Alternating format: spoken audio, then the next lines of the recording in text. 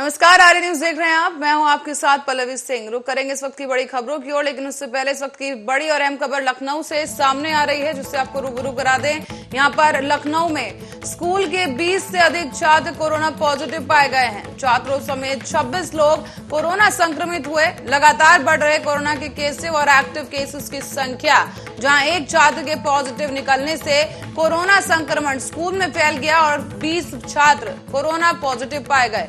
इसी के साथ ही आपको बता दें, कई लोग भी इसमें शामिल हैं। एक छात्र के कोरोना संक्रमित होने की वजह से ये कोरोना संक्रमण स्कूल में फैला और एक छात्र के पॉजिटिव निकलने के बाद ये आंकड़ा सामने आया है, जहां आपको बता दें कि एक ही स्कूल के 20 छात्र कोरोना पॉजिटिव यानी कोरोना संक्रमित पाए गए हैं।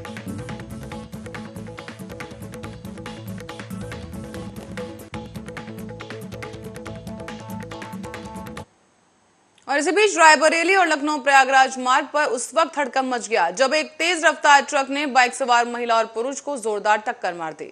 टक्कर इतनी भीषण थी कि महिला और पुरुष ट्रक के नीचे आकर कुचल गए। ऐसे में मौके पर ही दोनों की दर्दनाक मौत हो गई है। सूचना पर पहुंची पुलिस ने दोनों शवों को अपने कब्जे में लेकर फिलहाल पोस्टमार्टम के लिए भेज दिया है। तो वहीं पुलिस ने ट्रक को भी अपने कब्जे में लिया और आगे की तफ्तीश जारी है।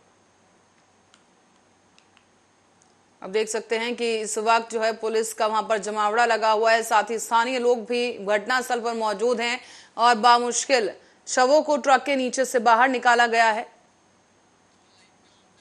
इसी खबर पर ज्यादा जानकारी के लिए फोन लाइन पर ओम शंकर हमारे संवाददाता जुड़ चुके हैं हमारे साथ, उन्हीं से जानेंगे। ओम शंकर, क्या कुछ स्थिति बनी हुई है इस वक्त वहां पर?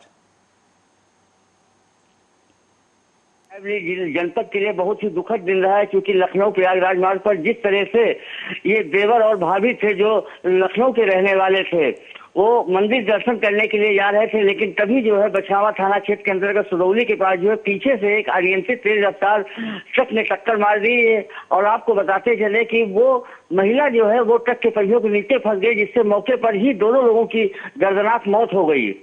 ओम शंकर, आपसे ये समझना चाहेंगे कि लगातार एक्सीडेंट्स की इस तरह की खबरें सामने आती रही हैं, क्या बड़ी वजह लग रही है कि अभी तक इन तमाम दुर्घटनाओं पर रोक नहीं लगाई जा पाई है? जी हाँ, ये जगह जगह स्पीडोमीटर लगे हैं, चालान भी हो रहा है, क्योंकि एक मानक तय कर दिया गया है कि नेशनल हाईवे पर अगर जो आपको चल रहा है तो इतनी स्पीड से चल रहा है। लेकिन कहीं ना कहीं जो है वो चाहे मोबाइल पर बात करने की समस्या हो या ओवरटेकिंग की समस्या हो, इसी के चलते जो है वो अनियंत्रित होकर जो है, क्योंकि सबसे ज्यादा वाहन चलते हैं। और आपको एक बात और भी बताते चले, गाड़ियों के नंबर को लेके जो है ओवरटेकिंग करते हैं ये लोग कि हमारी गाड़ी पहले पहुंच जाएगी तो हमारा गाड़ी का नंबर वापसी में पहले लग जाएगा। इसको लेकर ये हादसे सबसे ज्यादा दावत दे रहे हैं। कहीं ना कहीं ट्रैफिक व्यवस्था की एक बड़ी चूक है, क्योंकि इसी वजह से इतने हादसे लगातार नेशनल हाईवे पर बढ़ते जा रहे हैं। ओम शंकर, पुलिस का क्या कुछ कहना है कि क्यों इस तरह की वारदातें लगातार हो रही हैं? क्योंकि जैसे कि आपने कहा वहां पर सेंसर्स भी लगे हैं, चालान भी काटे जा रहे हैं, लेकिन इसके बावजूद लोगों में खौफ क्यों नजर नहीं आ रहा है? और इस तरह से ओवरटेक करने के चक्कर में और तेज रफ्तार के तहत जो है कई लोगों को कुचला जा रहा है लगातार।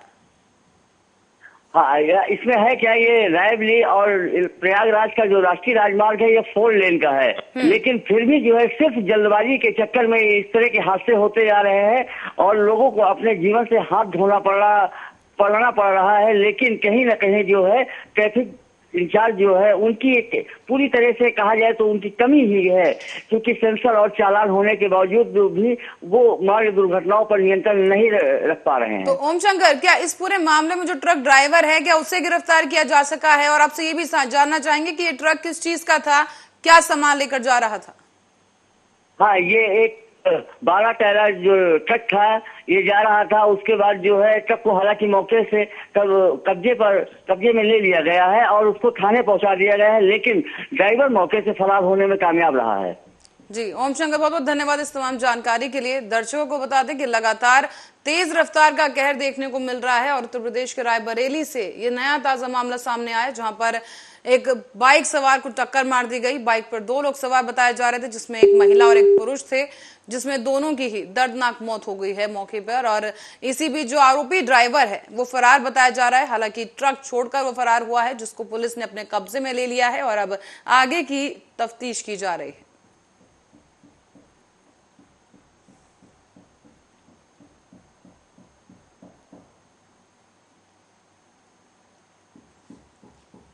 आप देख सकते हैं घटनास्थल पर पुलिस मौजूद है, साक्ष्य जुटाए जा रहे हैं और जो शव है उन्हें पोस्टमार्टम के लिए अस्पताल भर्ती करा दिया गया है।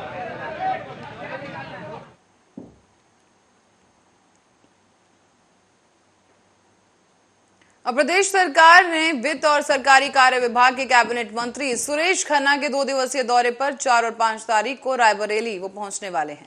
यहां आपको बता दें कि कैबिनेट मंत्री के दौरे को लेकर जिला अस्पताल में रंग रोगन भी शुरू हो गया है, साथ ही साफ सफाई का काम भी शुरू कर दिया गया है। जिला अस्पताल के मुख्य गेट को भगवा रंग में रंगवाने का काम भी शुरू हो चुका है, जो कि एक चर्चा का विषय बन चुका है। आप देख सकते हैं कि गेट जो है अस्पताल का, उस गेट पर भी भगवा रंग चढ़ाया गया है और ये शख्स बैठा है वहां पर जो कि भगवा रंग रंग रहा है। और इस दौरान 4 और 5 को दौरा होने वाला है सुरेश खन्ना का, जिसको देखते हुए तमाम व्यवस्थाओं को सुनिश्चित किया जा रहा है और इसी के साथ ही अस्पताल में रंग रोगन का काम शुरू किया गया है।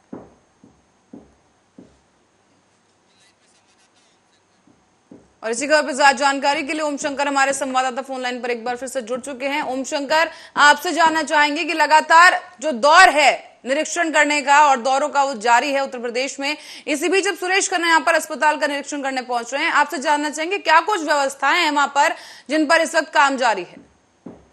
जी हाँ, संसदीय कार्य मंत्री जो है वो सुरेश खन्ना जी वो 4 और 5 तारीख को यहाँ पर जो है 2 दिवसीय दौरे पर रायबरेली आएंगे। आपको बताते चले इसके कार्यक्रम के लिए जो है जिला प्रशासन ने पूरी तरह से तैयारी कर ली है।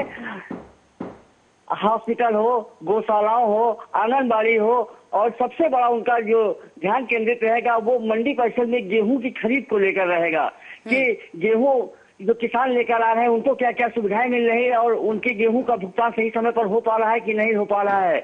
और कोरोना चूंकि लगातार मरीज बढ़ रहे हैं, इस वजह से स्वास्थ्य सेवाओं को लेकर उनका फोकस ज्यादा रहेगा। इसी के तहत जो है जिला अस्पताल परिसर में साफ सफाई और रंग रोगन का काम चालू हो चुका। और सबसे बड़ी एक हैरानी की बात यह है कि जिला अस्पताल का जो मुख्य द्वार है उसको भगवा रंग में रंगा जा रहा है, जो कहीं ना कहीं एक चर्चा का विषय बना हुआ है। तो ओम शंकर, ये दौरा जो है और क्या कुछ तमाम बातों को लेकर काफी अहम माना जा रहा है, जैसे कि आपने कहा स्वास्थ्य सुविधाओं को वो देखेंगे और इसी के साथ ही गेहूं मंडी जो है उस पर विशेष ध्यान रहेगा, लेकिन इसके अलावा और क्या कुछ लिहाज से उनका ये दौरा खास माना जा रहा है? हाँ, क्योंकि योगी सरकार 2 के ये 1 माह बीत गए हैं, तो जो सरकार के द्वारा प्रभारी मंत्री नियुक्त करे गए हैं उनको लेकर ही ये दौरा पूरी तरह से जो है किया जा रहा है। और यहाँ पर आके वो जिले की विभिन्न योजनाओं को देखेंगे, उनकी हकीकत जानेंगे, उसके बाद जो है वो अपनी रिपोर्ट जो है मुख्यमंत्री को सौंपेंगे। जी, तो ओम शंकर, और क्या कुछ व्यवस्थाएं हैं जो अस्पताल में देखने को मिल रही हैं? क्या कुछ कमी है और क्या कुछ कमियों को जो है दुरुस्त किया जा रहा है? हाँ, अगर हॉस्पिटल की बात करी जाए तो निश्चित जिला प्रशासन ने हॉस्पिटल को पूरी तरह से साफ सफाई और से पूरी तरह कंप्लीट कर दिया है। जिला प्रशासन के द्वारा जो है जिला अस्पताल में किसी तरह की अव्यवस्था नहीं है। जी, ओम शंकर, बहुत बहुत धन्यवाद इस तमाम जानकारी के लिए। आपको बताते चलें कि देख सकते हैं आपके रंग रोगन का काम अस्पताल में जोरों शोरों से शुरू हो चुका है। 4 और 5 मई को सुरेश खन्ना खुद यहां पर दौरे के लिए पहुंचेंगे और इसी लिहाज से कभी भी वो निरीक्षण करने भी पहुंच सकते हैं, इसलिए तमाम जो सुरक्षा व्यवस्था है, स्वास्थ्य केंद्र हैं, उनको बेहतर किया जा रहा है ताकि किसी तरह की कोई अनियमितता या फिर किसी तरह की कोई कमी ना मिल सके। और अब करेंगे बिजनौर का, जहां बिजनौर थाना के मंडावली क्षेत्र से एक हत्या का मामला सामने आया है। यहां पर घर के ही आंगन में सो रहे पूर्व प्रधान के पति की अज्ञात बदमाशों ने गोली मारकर हत्या कर दी। घटना को अंजाम देने के बाद बदमाश मौके से फरार हो गए हैं, जबकि पुलिस बदमाश की तलाश में जुट चुकी है। पुलिस ने शव को कब्जे में लेकर पोस्टमार्टम के लिए भी भेज दिया है। मंडावली के रामपुर चाठा गांव में आज रात्रि में सागर सिंह सैनी नाम के एक व्यक्ति के सोए हुए हालत में लगभग 1:30 बजे तमंचे से गोली मार करके हत्या कर दी गई। एक फायर था। उनके बेटे हरिंदर जब जगे तो सोचा कि टायर की आवाज़ है, देखा तो एक व्यक्ति भाग रहा था, उसकी पहचान नहीं हो पाई है। इनकी क्या रंजिश है, पारिवारिक, गाँव की या अन्य कोई बात, तहकीकात छानबीन की जा रही है।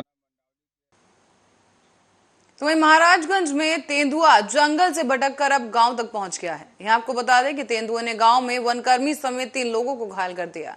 इस हादसे से गांव के लोगों में अब दहशत फैल गई है। साथ ही सूचना के बाद मौके पर पहुंची पुलिस और वन विभाग की टीम भी रेस्क्यू में जुटी है। आप देख सकते हैं ये ताजा जो वीडियो है वो सामने आ रही है, जहां पर तेंदुआ इस शख्स पर हमला करता नजर आ रहा है और इसी के रेस्क्यू के लिए वहां पर जो वन विभाग है उसकी टीम भी तैनात है। साथ ही पुलिस को भी इस पूरे मामले को लेकर सूचना दे दी गई है और जो रेस्क्यू का ऑपरेशन है वो अभी भी किया जा रहा है। आपको बता दें कि हाल ही में जंगल से भागकर गांव की तरफ ये तेंदुआ आया और इसने लोगों पर हमला करना यहां पर शुरू कर दिया है। वनकर्मी जो तेंदुए की रेस्क्यू के लिए वहां पहुंचे थे उन पर भी हमला किया गया है।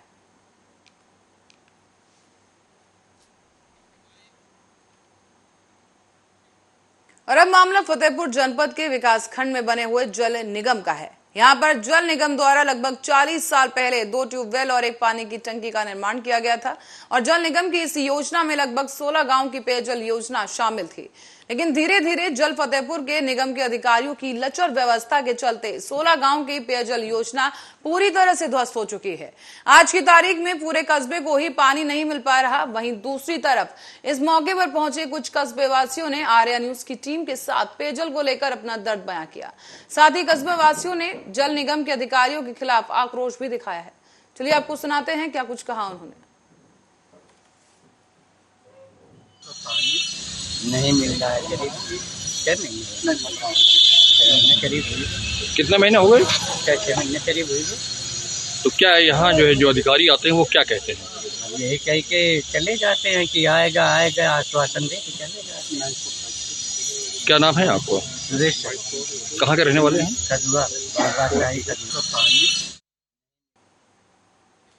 तो जैसे कि आपने सुना, लोगों का कहना है कि यहाँ पर अधिकारी आते जरूर हैं लेकिन सिवाय आश्वासन के अब तक उन्हें कुछ नहीं मिल पाया। उनकी समस्या ज्यों की त्यों है। इसी के साथ आगे बढ़ेंगे अगली खबर की ओर। रायबरेली से इस वक्त बड़ी खबर सामने आ रही है, जो आपको बता दें कि रायबरेली में अज्ञात वाहन ने होमगार्ड के जवान को टक्कर मार दी है। एक और सड़क दुर्घटना रायबरेली से सामने आई, जहां पर एक होमगार्ड को टक्कर मार दी गई। होमगार्ड गंभीर रूप से घायल हो गया है और स्थानीय लोगों की मदद से उसे अस्पताल भेज दिया गया, जहां इलाज के दौरान होमगार्ड की मौत हो गई है। फिलहाल पुलिस ने शव को पोस्टमार्टम के लिए भेज दिया है। ऊंचाहार थाना क्षेत्र के सवैया तिराहे की यह घटना बताई जा रही है।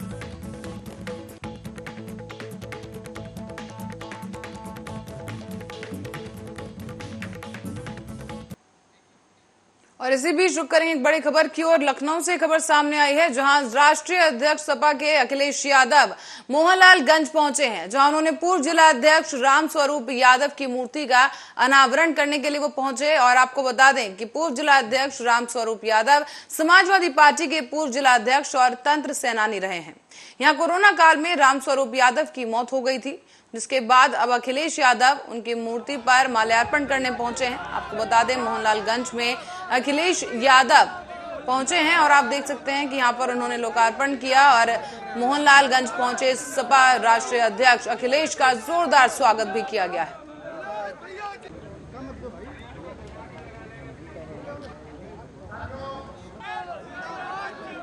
आप देख सकते हैं कितने जोर शोर के साथ यहां पर नारेबाजी की जा रही है और अखिलेश के जयकारों से इस वक्त माहौल गूंज चुका है। यहाँ वो एक लोकार्पण करने पहुंचे थे, जहां पर जिला अध्यक्ष राम स्वरूप यादव की जो प्रतिमा है उसका भी उन्होंने माल्यार्पण किया है वहां पर। और इसी के साथ साथ अखिलेश यादव लखनऊ में एक बड़ी खबर सामने आई, जहां पर अखिलेश यादव राम स्वरूप यादव की मूर्ति का अनावरण करने पहुंचे।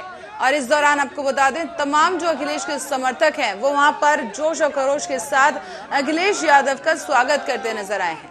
दरअसल आपको बता दें कि जिला अध्यक्ष राम स्वरूप यादव समाजवादी पार्टी के पूर्व जिला अध्यक्ष और तंत्र सेनानी रह चुके हैं और कोरोना काल में राम स्वरूप यादव की मौत हो गई थी, जिसके बाद अब उनकी मूर्ति और प्रतिमा का अनावरण करने के लिए अखिलेश यादव खुद यहाँ पहुंचे हैं, जहां उन्होंने जिला अध्यक्ष राम स्वरूप यादव समाजवादी पार्टी के जो जिला अध्यक्ष रह चुके हैं उनकी मूर्ति का अनावरण किया है।